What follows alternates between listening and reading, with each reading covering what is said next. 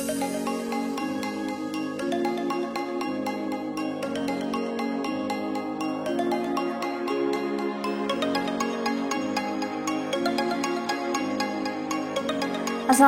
warahmatullahi wabarakatuh. Halo semuanya, apa kabar? Semoga kalian selalu sehat dan dalam keadaan yang baik. Nah, kita masuk ke bab 4 sama ya, masih bab 4. Nanti di subbabnya tentang kehidupan masyarakat pada masa Hindu-Buddha. Kita lanjutkan ke materi minggu lalu, yaitu kita menuju ke poin C dan D, di mana nanti kita membahas tentang kerajaan-kerajaan Hindu-Buddha Indonesia dan peninggalan-peninggalan apa aja sih yang berada atau saat pada masa Hindu-Buddha. Untuk itu tetap semangat dan disimak baik-baik ya video kali ini. Lahirnya kerajaan-kerajaan yang bercorak Hindu-Buddha merupakan salah satu bukti adanya pengaruh kebudayaan Hindu-Buddha di Indonesia. Pada masa pemerintahan kerajaan-kerajaan ini terdapat tradisi agama dan kebudayaan Hindu-Buddha di Kepulauan Indonesia berkembang dengan pesat. Nah, kapan kerajaan-kerajaan tersebut berdiri? Lalu kebudayaan apa yang telah dihasilkan dari perkembangan kerajaan-kerajaan tersebut? Mari kita bahas satu persatu di materi kali ini. Nah, nanti ada beberapa kerajaan-kerajaan Hindu-Buddha di Indonesia yang akan kita bahas. Pertama ada Kerajaan Kutai, Kerajaan Tarumanegara, Kerajaan Kalingga, Kerajaan Sriwijaya, Kerajaan Mataram Kuno, Kerajaan Medang, Kerajaan Kediri, Kerajaan Singosari, dan yang terakhir adalah Kerajaan Majapahit. Pertama adalah Kerajaan Kutai. Nah, Kerajaan Kutai ini berdiri sekitar abad ke-5. Letaknya berada di Muara Kaman atau di hulu Sungai Mahakam di Kalimantan Timur. Kerajaan ini merupakan kerajaan yang bercorak Hindu dan merupakan salah satu kerajaan tertua di Indonesia. Jadi kerajaan Hindu tertua di Indonesia. Nah, raja-raja di Kutai sendiri adalah pendirinya Kundungga. Lalu Kundungga memiliki putra bernama Aswawarman dan ini menandakan adanya pengaruh Hindu. Selanjutnya dilanjutkan dengan pewaris yaitu Mulawarman.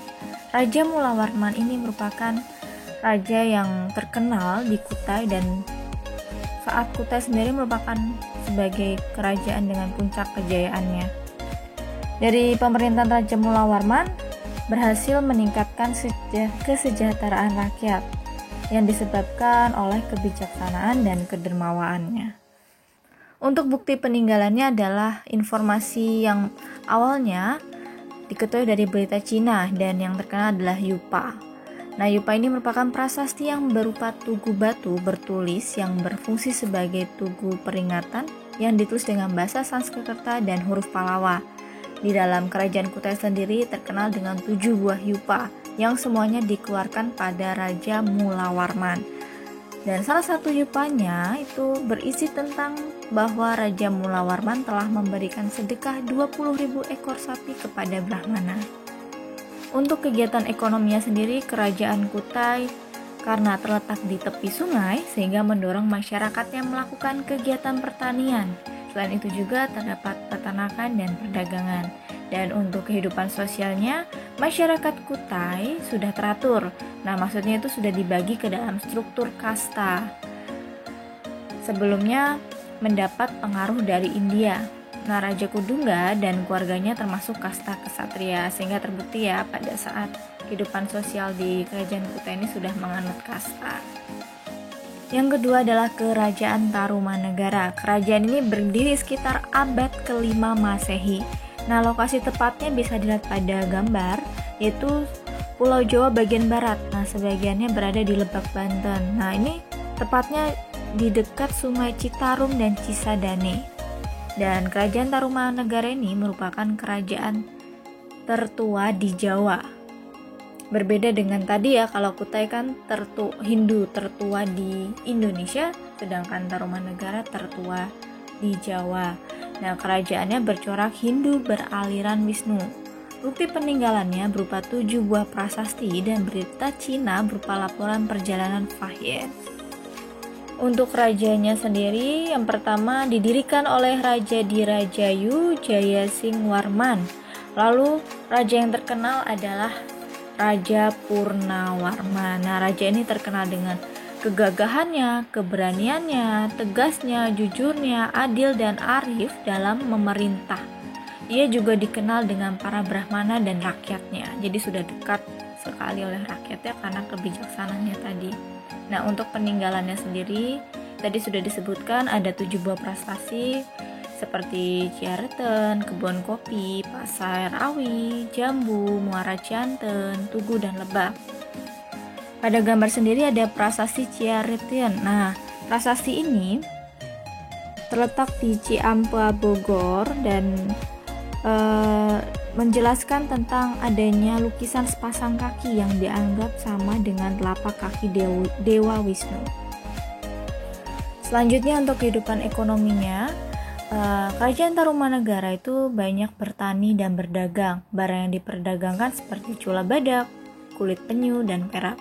Untuk bidang pertaniannya yang terkenal saat Kerajaan Tarumanegara ini yang diperintah oleh Raja Purnawarman, dia membangun irigasi atau yang disebut dengan Sungai Gomati.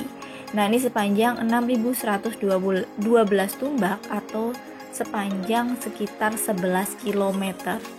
Nah, berfungsi sebagai irigasi dan selain itu juga berfungsi sebagai mencegah bahaya banjir.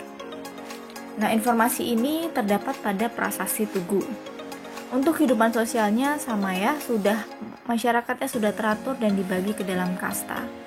Nah, keruntuhan saat Tarumanegara yaitu terjadi pada masa pemerintahan Raja ke-12 Linggarwaman pada abad 7 Masehi. Akibatnya adanya pengalian kekuasaan kepada menantunya Tarusbawa.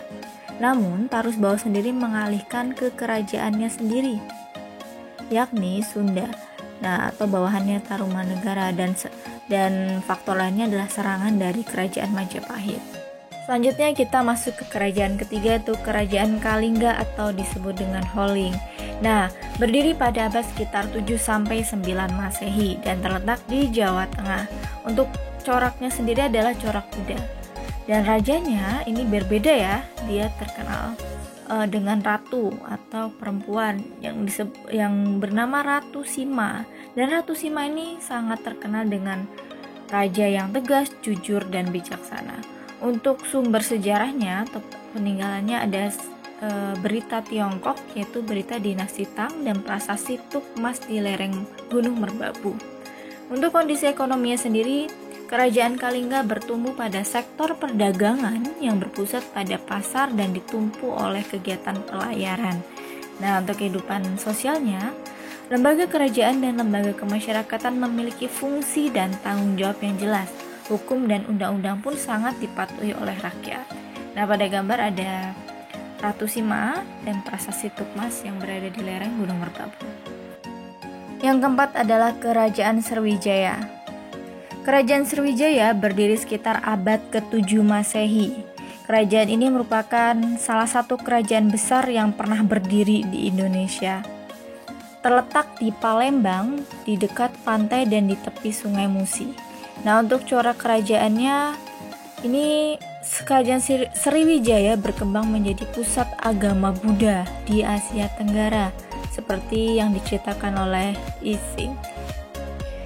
Ising merupakan seorang musafir Cina yang belajar pramasastra Sanskerta di Sriwijaya. Nah, perkembangan Sriwijaya sendiri terletak sangat strategis, yaitu di Selat Malaka, dan memang Sriwijaya sendiri terkenal dengan kerajaan maritimnya yang menguasai lalu lintas pelayaran dan perdagangan dari Selat Malaka tadi, Selat Sunda hingga Laut Jawa, karena memiliki armada angkatan laut yang kuat dan mampu menguasai Sunda dan Laut Jawa. Untuk Raja Sriwijayanya sendiri yaitu didirikan oleh Dapun Tahyang Srijayanasa, dan raja yang terkenal adalah Raja Balaputra Dewa. Nah, masa kejayaan saat kerajaan Sriwijaya memerintah pada abad ke-9 Masehi dan merupakan salah satu keturunan dari Sailendra. Nah, wilayah kekuasaan Sriwijaya berkembang luas. Nah, daerah-daerah kekuasaannya antara lain Sumatera dan pulau-pulau sekitar Jawa bagian barat, sebagian Jawa bagian tengah, sebagian Kalimantan, dan Semenanjung Melayu. Karena letaknya strategis tadi, sehingga Sriwijaya sendiri dapat mengendalikan rute perdagangan rempah dan perdagangan lokal dalam hubungan dengan Cina ataupun India. Untuk sumber sejarahnya sendiri diperoleh dari seorang pendeta Cina yang tadi Ising ya, dan terdapat 2 prasasti yaitu dalam negeri dan luar negeri. Masa keruntuhannya terjadi pada abad ke-11. Nah, adanya penyerbuan besar-besaran ke wilayah Sriwijaya ini oleh Raja Rajendra Chola dari Kolawanda, sehingga serangan ini mengakhiri riwayat kerajaan Sriwijaya. Baiklah, cukup sekian materi kali ini tentang kerajaan-kerajaan yang bercorak Hindu-Buddha di Indonesia. Kita lanjutkan di video berikutnya tentang part 2 ya, masih di kerajaan juga. Nanti kita lanjut di kerajaan Mataram kuno hingga nanti sampai Majapahit. Untuk itu, sekian dari saya. Wassalamualaikum warahmatullahi wabarakatuh.